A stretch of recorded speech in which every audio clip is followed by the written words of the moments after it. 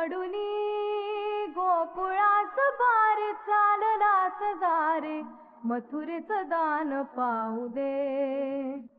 सोडूनी गोकुळास बारे चाललास दारे मथुरेचं दान पाहू दे.